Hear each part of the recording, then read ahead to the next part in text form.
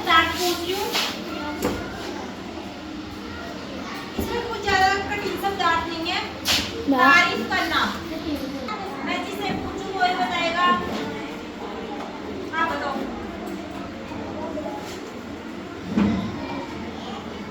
क्या? जिससे मैं पूछूं वो ही बताएगा।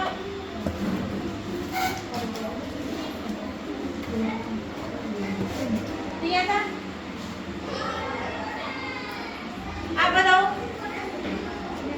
खड़े हो जाओ, आप बताओ।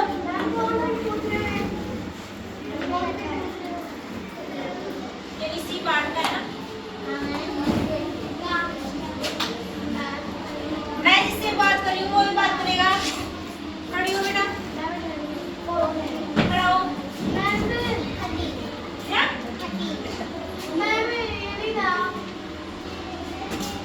आप बताओ।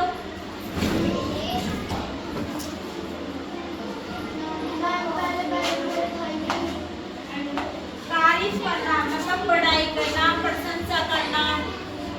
इस चैप्टर में शब्दार्थ में नहीं है, है ना?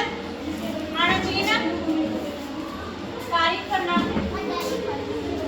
बड़ाई करना, प्रशंसा करना। तो किसी की तारीफ नहीं करते अपन, वो लड़का इतना ऐसा है, वो लड़की ऐसी है, वो कितनी इंटेलिजेंट है, वो तारीफ करना होता है ना, उसको बोलते हैं बड़ाई करना या फिर उसकी प्रशंसा करना।